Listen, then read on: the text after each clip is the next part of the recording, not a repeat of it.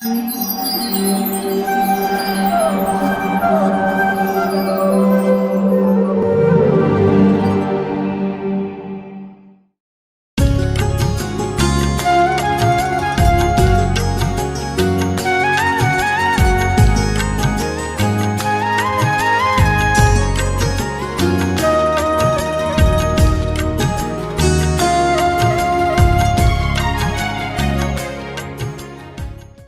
कृष्णा।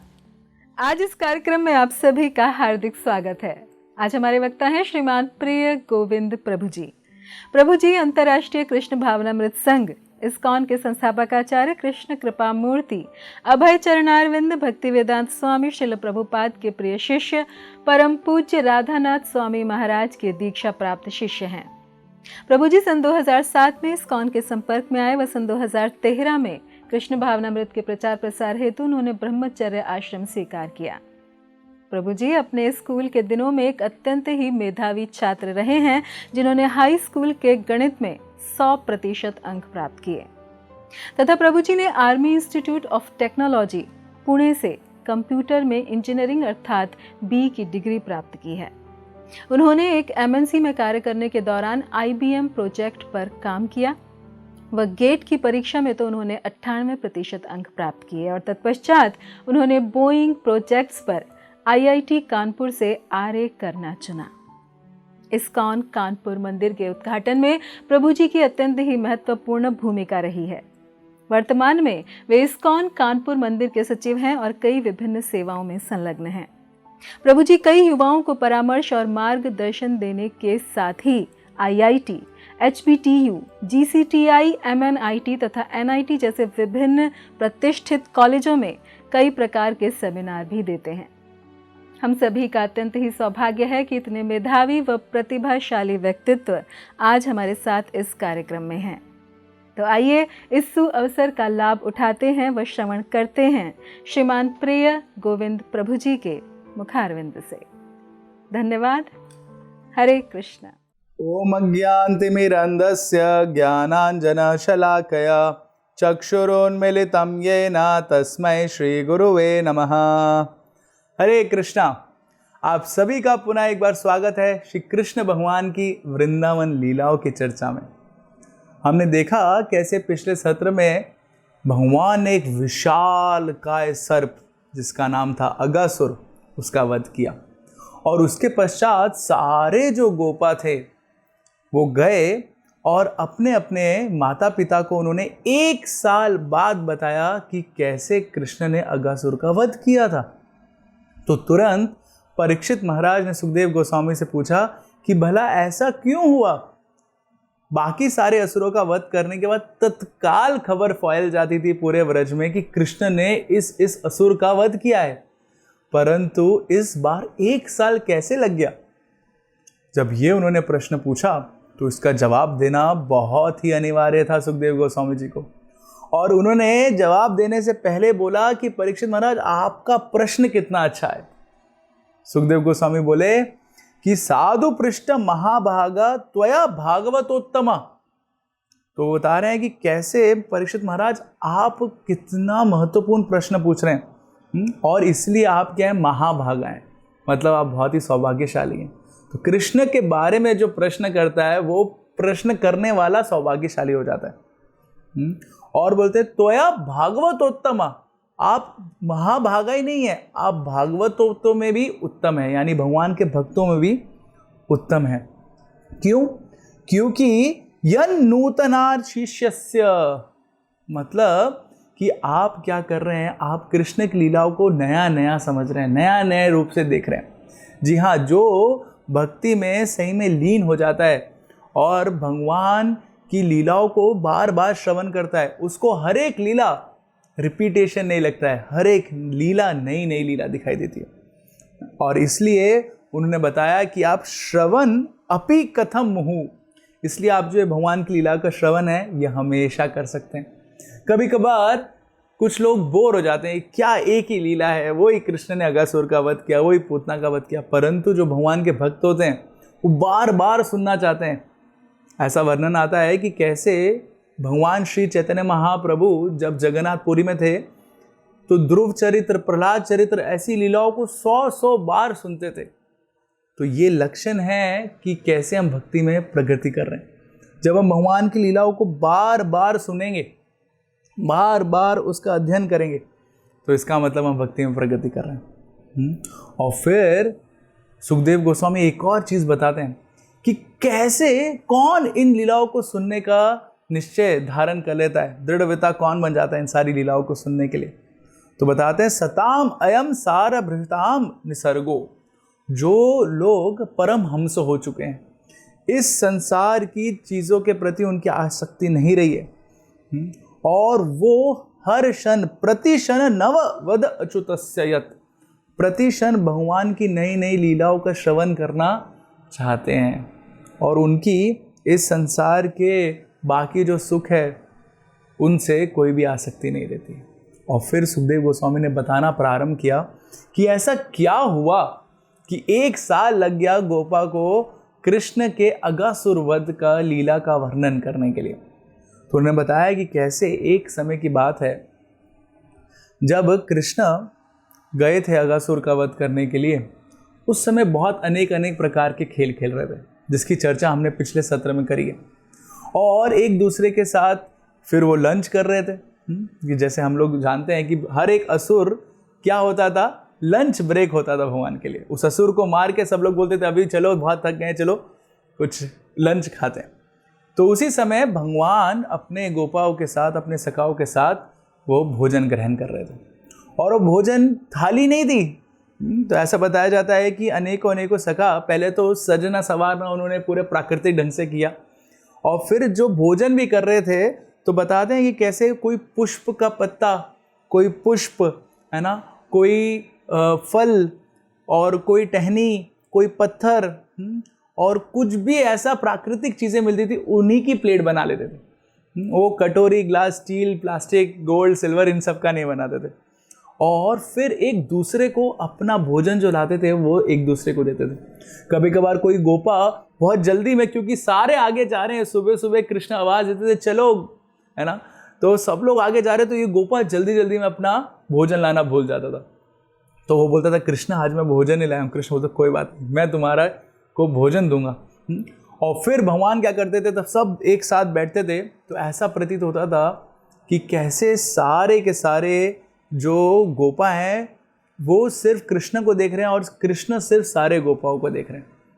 और फिर एक गोपा किसी और को बोलता था लीजिए मेरे घर से भोजन आया, वो टेस्ट करता था, वो तो बहुत स्वादिष्ट है, और बोलता था मेरे घर से भी ये भोजन आया, इसका स्वाद लीजिए, और वो टेस्ट करता था, बोलता बहुत स्वादिष्ट है। खाली इतना ही नहीं, कभी कभार मजाक में एक गोपा दूसरे गोपा को भोजन देता था, तो बोलता था लगता है तुम्हारी माँ को भोजन बनाना नहीं आता है। और फिर कोई दूसरा गोपा किसी दूसरे को भोजन देता था, तो बोलता था बहुत स्वादिष्ट है, लेकिन तुम्हारी माँ भी उसकी माँ की जैसी है जिसको भोजन बनाना नहीं आता है। तो अब ऐसी लीलाएं हो रही थी, कृष्ण भगवान भी एक दूसरे से भोजन ले रहे थे। अभी भगवान जो है यज्ञ भूख है, वो यज्ञ से भोजन ग्रहण करते हैं, ब्राह्मणों के मुंह के द्वारा भोजन ग्रहण करते हैं, परंतु यहाँ पे गोपाओं से भोजन ग्रहण कर रहे थे। कोई गोपा अपने मुंह में उसका स्वाद लेके फिर कृष्ण को देते थे, कृष्ण देखो बहुत सुंदर है, बहुत मीठा फल है, और ऐसे करके कृष्ण को देते थे। तो ये सब अद्भुत अद्भुत जब लीलाएं चल रही थी, तो स्वाभाविक था मन में एक विचार आएगा कि अरे ये भगवान है, भगवान का तो हम सुनते हैं कैसे उनका पूजा या अर्चन करने के लिए इतना ऊंचा स्तर है, इतना साफ सफाई चाहिए होता है, इतना सब कुछ, और ये भगवान है ऐसी लीलाएं कर रहे हैं। और सही में भगवान की जो ये बाल्य लीलाएं थी अपने सखाओं के, बहुत अद्भुत थी। ऐसा वर्णन आता है एक बार कि कैसे भगवान थे नंदगांव में, और वो नंदगांव में एक दिन होली का दिन आया, और सारे गोपा आ गए बाहर नंद भवन के बाहर, और बोलने लगे कान्हा कहाँ हो, है ना, आओ होली खेलेंगे। और कान्हा बेचारा कृष्ण बहुत डर गए, और यशोदा माई के आंचल में जाके छुप गए, और बोलने लगे कि मैया मेरे को होली नहीं खेलना है, मैं जाऊंगा बाहर तो ये पूरा रंग डाल देंगे मेरे ऊपर, और बहुत सारा पानी वगैरह से मेरे को नहला देंगे, तो मेरे को होली खेलने नहीं जाना है, तो कृपया करके इनको बोल दो कि कृष्णा घर में नहीं है। तो यशोदा माई ने देखा अरे कान्हा इतना क्यों डर रहे हो। फिर भी यशोदा माई गई और बाहर जाके ऐलान किया कि कृष्ण घर में नहीं है, आप सब लोग जाइए होली खेलने के लिए। परंतु कृष्ण के सखा भी एकदम कम नहीं थे। उसमें से सखाओं ने चर्चा करी और उन्होंने बोला, मैया हम आपकी बात पे तभी विश्वास करेंगे जब आप हमको अपने घर की तलाशी लेने देंगे। देखिए ऐसा ऐसा लीलाएं करते थे। और फिर उन्होंने सुनिश्चित किया कि मधुमंगल हमारी तरफ से जाएगा तलाशी लेने के लिए। तो मधुमंगल अंदर गया और वहाँ पे देखने लगा कहाँ है कृष्ण, और कृष्ण एकदम छुपे थे किसी कोने में जिससे कोई देख ना पाए उनको। और मधुमंगल ढूंढ रहा है, कृष्ण कान्हा चिल्ला रहा है, लेकिन कृष्ण मिल नहीं रहे। अंत में मधुमंगल की आंखों से कुछ छुपा नहीं और कृष्ण को उन्होंने देख लिया कि कहाँ पर है कृष्ण। और बोला, कान्हा तुम यहाँ पे छुपे हो, चलो हमारे साथ होली खेलने के लिए। अभी कान्हा बोला, नहीं नहीं मैं नहीं जाऊंगा, मेरे को बाहर नहीं जाना है। मधुमंगल बोला, क्या कान्हा क्यों डर रहे हो, चलो बाहर होली खेलने के लिए। तो कृष्ण बोले, मेरे को नहीं जाना है। मधुमंगल बोलने लगा, अगर तुम नहीं जाओगे तो मैं सारे गोपों को बता दूंगा और वो अंदर ही आके तुम्हारे साथ होली खेलेंगे। कृष्ण बोले, नहीं नहीं मेरे को होली नहीं खेलना है। तो ऐसा जब हो रहा था तो कृष्ण ने सोचा कि मधुमंगल ऐसा नहीं मानेगा, इसको कुछ रिश्वत देनी पड़ेगी। तो कृष्ण का, मधुमंगल अगर तुम बाहर जाके बोलोगे कि कान्हा अंदर नहीं है तो मैं तुमको एक टोकरी भर के लड्डू दूंगा। अभी मधुमंगल को लड्डू बहुत प्रिय है, लड्डू के लिए वो कुछ भी करने के लिए तैयार है। मधुमंगल, लड्डू दोगे? कृष्ण बोला, हाँ बस इतना बोलना है कि कान्हा अंदर नहीं है, एक टोकरी भर के लड्डू। तो मधुमंगल भी सोचने लगा, अरे लड्डू, लेकिन कहीं ये धोखा दे दिया इसने। तो मधुमंगल ने, ठीक है लड्डू लाओ, फिर मैं जाके बोलता हूँ।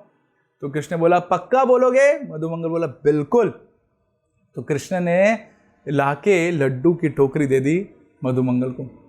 मधुमंगल लड्डू की टोकरी लेके एकदम प्रसन्न हो गया और फिर बाहर गया।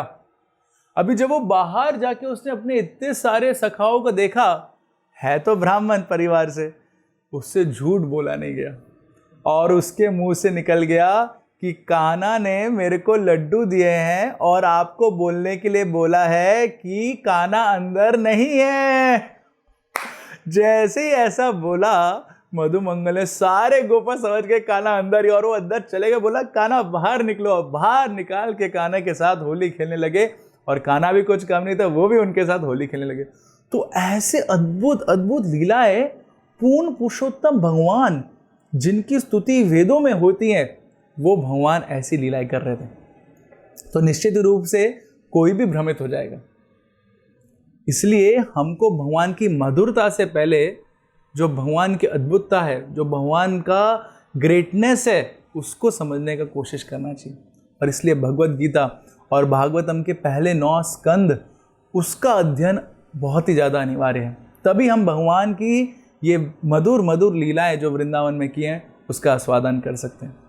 तो ऐसा ही हुआ, ब्रह्मा जी और कुछ देवी देवता तब ये लीला देख रहे थे और उन्हें ये सुना कि अगासुर का वध कर दिया इसने। तो उनको लगा कि कौन है ये व्यक्ति, आके जरा देखा जाए। तो ब्रह्मा जी आए और वो देखने लगे कृष्ण कैसे अपने गोपाओं के साथ भोजन ग्रहण कर रहे।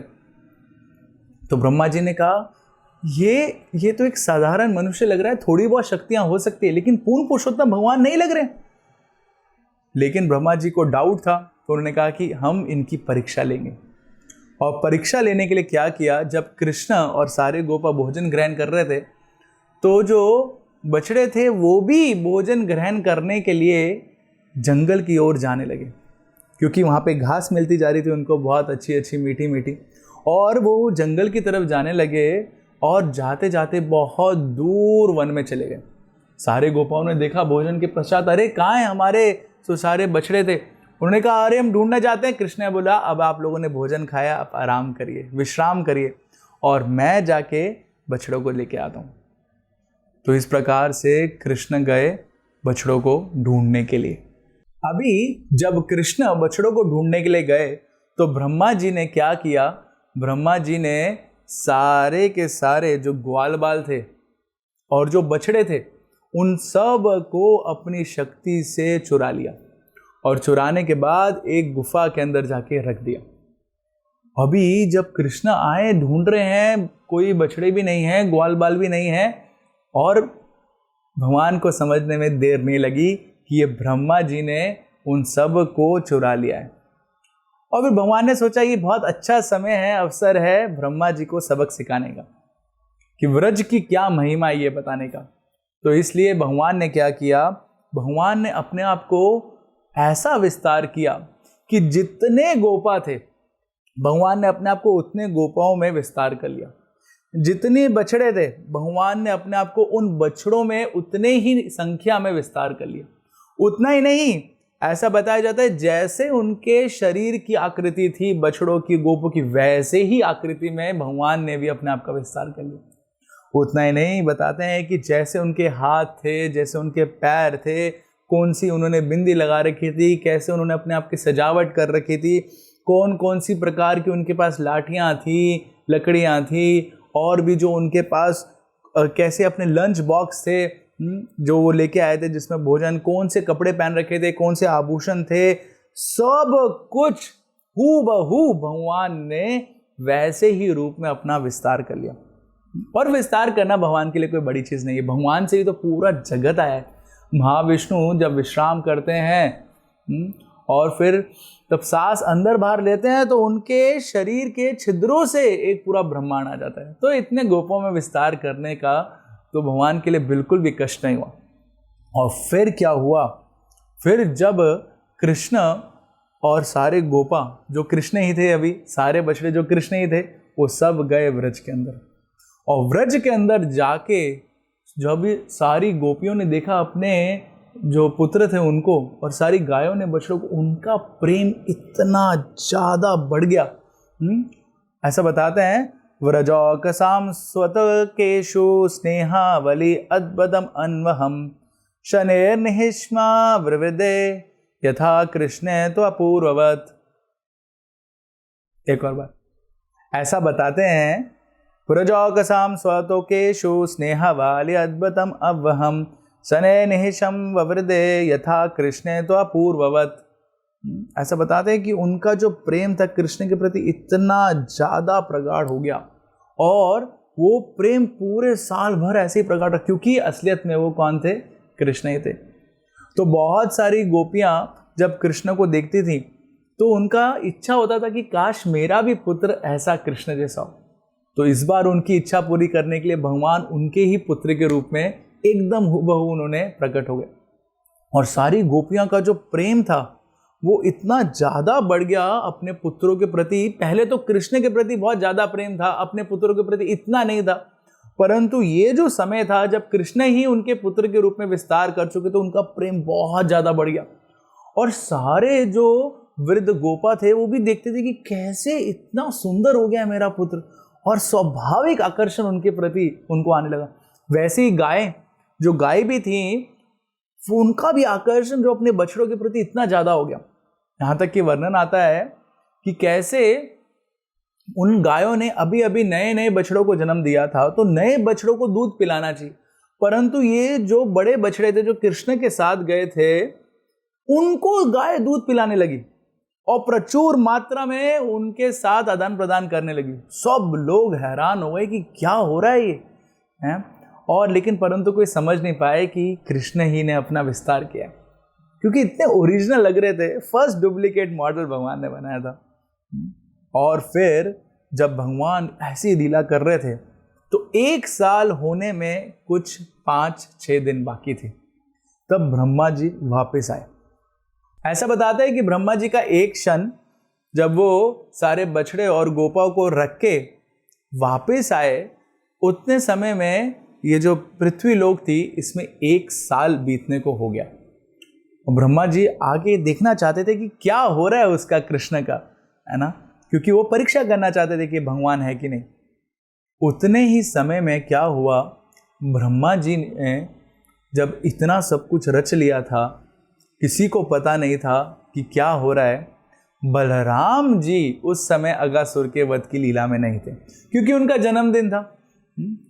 और बलराम जी ये विचार करने लगे कि ये जो गोपा हैं और ये जो बछड़े हैं, इनके प्रति इनके माता पिता का इतना विशेष आकर्षण क्यों हो रहा है। बलराम जी ने 3 चीजों को देखा। उन्होंने देखा कि किस प्रकार से ये जो बछड़े हैं और जो गोपा हैं उनके माता पिता बहुत ही ज्यादा वात्सल्य उनके प्रति प्रस्तुत कर रहे हैं। और फिर उन्होंने देखा कि ये सब कुछ किसी देवी देवता की शक्ति से तो हो नहीं सकता है। ऐसा नहीं है कि कोई देवी देवता ने उनके अंदर बहुत ज्यादा आकर्षण पैदा कर दिया है। जैसे कामदेव हमको भ्रमित कर देता है, मोहित कर देता है, वैसे ब्रह्मा जी सोचने लगे कि ऐसा तो नहीं हो सकता। और फिर उन्होंने सोचा कि हो ना हो, ये कृष्ण की ही योग माया शक्ति का कुछ ना कुछ लीला है। और फिर बलराम जी ने ये सारे डाउट प्रस्तुत किए कृष्ण को और बोला, कृष्ण सच सच बताओ क्या चल रहा है यहाँ पे। क्योंकि वो भी सोच रहे थे कि कैसे इतना आकर्षण आ सकता है और कोई देवी देवता भी ऐसा कुछ प्रस्तुत नहीं कर सकता, बताइए क्या हो रहा है। और फिर कृष्ण ने बताया कि कैसे ब्रह्मा जी आए थे और मेरी परीक्षा लेना चाहते थे। और वो ब्रह्मा जिसने एक ब्रह्मांड बनाया है, वो सोच रहे थे कि वो मेरे को समझ सकते हैं, जो ब्रह्मांड के नायक हैं, है ना। तो इसलिए क्या हुआ, मैंने ब्रह्मा जी को ही भ्रमित करने के लिए ये लीला रची। और ब्रह्मा जी जो मेरे को मोहित करने आए थे, अभी खुद मोहित हो गए। और फिर बलराम जी तब ये सुने तो वो बहुत प्रसन्न हो गए और समझ गए कि भगवान क्या लीला कर रहे हैं। उतने ही समय में जब ब्रह्मा जी वहां पे प्रकट हुए तो ब्रह्मा जी का वर्णन आता है कि कैसे जब वो वहां पर आए तो उन्होंने देखा कि वो कृष्ण सारे के सारे गोपा और सारे के सारे बछड़े वहीं पर ही हैं, क्योंकि कृष्ण ने विस्तार कर लिया था, लेकिन ब्रह्मा जी को ये ज्ञात नहीं था। ब्रह्मा जी सोचे, अरे मैंने अभी अभी इनको चुरा के एक गुफा में रखा है और यहाँ पे वापस पुनः ये दिख रहे हैं। तो ब्रह्मा जी उस स्थान पे गए जहां पे उन्होंने छुपाया था और देखा कि ये तो यहाँ पे सो रहे हैं, बेहोश हैं। वापस आए व्रज में और देखा कि अरे ये तो कृष्ण के साथ खेल रहे हैं। वापस गए, वापस आए। इतने में ब्रह्मा जी के चारों सर चकराने लगे, उनको समझ में नहीं आ रहा था क्या चल रहा है। और फिर एक अद्भुत घटना घटी। अद्भुत घटना क्या थी कि ब्रह्मा जी के समक्ष सारे जो गोपा थे, सारे जो बछड़े थे, वो तुरंत विष्णु के रूप में बदलने लगे। और वो विष्णु जिनके पास शंख चक्र गदा पद्मा धारण कर रखा है, 4 हाथ वाले विष्णु के रूप में बदलने लगे। और सब बहुत ही अच्छे सुसज्जित, है ना, आभूषणों से एकदम उनके ऊपर बहुत श्रृंगार कर रखा था। कान में बाली थी, गले में कौस्तुभ मणि था, ऊपर हेलमेट था बहुत बड़ा सा, और इतने एकदम भगवान विष्णु के जैसे माला धारण कर रखा था। और ब्रह्मा जी जब ये देखे तो हैरान हो गए, अरे ये कौन है? ये गोपा बछड़े विष्णु के रूप में होने लगे और हूबहू बिल्कुल विष्णु के जैसे उनके पूरे जो शरीर की आकृति थी वो लगने लगी। ब्रह्मा जी इतने मोहित हो गए। इतना ही नहीं था, ब्रह्मा जी के सामने सारे के सारे विष्णु जो रूप थे वो एक साथ कृष्ण के अंदर समाहित हो गए और कृष्ण वहां पे बैठे रह गए एक छोटे से कान्हा के रूप में, जो 1 साल पहले अपने भोजन के बाद अपने बछड़ों को ढूंढने के लिए गए थे। उनके हाथ में थोड़ा सा कुछ भोजन भी था और उस भोजन को लेके वो बछड़ों को ढूंढ रहे हैं और वो ही उन्होंने रूप भगवान ने ले लिया, बछड़ों को ढूंढने वाले। ब्रह्मा जी देख के हैरान हो गए, अरे ये क्या कर रहे हैं? ये इतने अद्भुत, कौन है ये? और फिर ब्रह्मा जी को पता चला कि ये हो ना हो और कोई नहीं, ये है पूर्ण पुरुषोत्तम भगवान, जिन्होंने ऐसी लीलाएं कर रही हैं। सारे गोपा इनके अंदर समावित हो गए हैं और इन्हीं से सब आए हैं। इन्हीं ने मेरे को ही ज्ञान दिया था। जन्मादियस्य तानमयादितरतश्चार्तेषु विज्ञस्वराट् तेने ब्रह्म हृदय आदि कवये मोह्यन्ति यत् सूर्यात्। तेने ब्रह्म हृदय आदि कवि जो ब्रह्मा जी हैं उनको भी ज्ञान दिया था इस पूरे ब्रह्मांड की रचना के पहले भगवान ने। और ब्रह्मा जी सोचे कि उस ज्ञान से मैं भगवान को समझने का प्रयास करूंगा। जी हाँ, हम लोग अपने ज्ञान से, अपने बुद्धि से पूर्ण पुरुषोत्तम भगवान को नहीं समझ सकते। हम कितना भी ज्ञानी बन जाए, कितना भी पठन कर ले, परंतु भगवान को नहीं समझा जा सकता। और इसलिए भगवान हमारे इंद्रियों के परे हैं, उनका नाम है अधोक्षज, उनको समझ नहीं सकते। इसलिए जो भगवान के भक्त होते हैं वो भगवान की शरण ग्रहण करते हैं भगवान को समझने के लिए भी, और शरण ही नहीं ग्रहण करते, वो भगवान की सेवा करते हैं कि किस एक दिन आएगा जब मैं आपके प्रति आकर्षित हो जाऊंगा। और ऐसा ही भाव हम सबके हृदय में भी होना चाहिए, क्योंकि हम भगवान को अपनी छोटी सी बुद्धि से नहीं समझ सकते। एक बार इस्कॉन के संस्थापक आचार्य A.C. भक्तिवेदांत स्वामी श्रील प्रभुपाद अपने एक शिष्य को ये बताना चाहते थे कि कैसे आप इस पूरे के पूरे ब्रह्मांड के सामने भगवान को समझने का जो प्रयास कर रहे हैं, या भगवान के जो ये पूरे के पूरे संस्था है इसको संभालने का प्रयास कर रहे हैं, ये आपकी बस की बात नहीं है। असलियत में तो भगवान की कृपा से ही सब कुछ हो रहा है। क्योंकि वो शिष्य जो थे वो सोचते थे कि मैं देखो कितना अद्भुत तरीके से यहाँ पे सब कुछ व्यवस्थापन देख रहा हूँ, तो मतलब मैं नियंता हूँ। प्रभुपाद जी बताना चाहते कि आप कुछ भी नहीं है। उन्होंने बताया कि कैसे हम सुनते हैं कि वो भगवान के विस्तार के विस्तार के विस्तार है महाविष्णु, और वो महाविष्णु कारण ओशन में विश्राम कर रहे हैं, और उनके शरीर से इतने सारे ब्रह्मांड निकल रहे हैं। उसमें से एक ब्रह्मांड ये जिसमें चतुर्मुखी ब्रह्मा है, और उस चतुर्मुखी ब्रह्मा वाले ब्रह्मांड में बहुत सारे वर्षा हैं। उसमें से एक वर्ष है भारतवर्ष। उस भारतवर्ष में भी बहुत अनेकों जो है ब्रह्मांड में जो गैलेक्सी है, जो प्लैनेट्स है, सब कुछ। उसमें से एक है ये पृथ्वी, अर्थ प्लैनेट। और उस पृथ्वी में इतने सारे जिनको बोलते हैं कॉन्टिनेंट्स हैं, उसमें से एक है ये अमेरिका। और अमेरिका में इतने सारे देश हैं, उसमें से एक जगह न्यूयॉर्क में इतनी सारी बिल्डिंग, उसमें से एक बिल्डिंग है हमारे मंदिर की। और उस बिल्डिंग में इतने सारे रूम, उसमें से एक रूम, और उसमें इतने सारे लोग रहते हैं, उसमें से तुम एक व्यक्ति हो, और तुम सोच रहे हो कि तुम सारी चीज़ों के नियंता हो। तो असलियत में हम कुछ भी नहीं हैं। और यही संदेश हमको इस ब्रह्म विमोहन लीला से मिलता है। तो जब ब्रह्मा जी को ये पता चला कि उन्होंने ऐसा अपराध कर दिया है, और उनको व्रज की महिमा पता चली, तो तुरंत उन्होंने क्या प्रतिक्रिया दिखाई और किस प्रकार से वो भगवान के समक्ष गए, इसकी चर्चा हम करेंगे अगले सत्र में। तब तक के लिए बहुत बहुत धन्यवाद। हरे कृष्णा। ऐसे ही और भक्तिमय कार्यक्रमों के लिए देखिए हरे कृष्णा टेलीविजन, और इसे प्राप्त करने के लिए आप अपने केबल अथवा DTH ऑपरेटर से संपर्क करें तथा और अधिक जानकारी के लिए आज ही डायल करें 7666 839 839।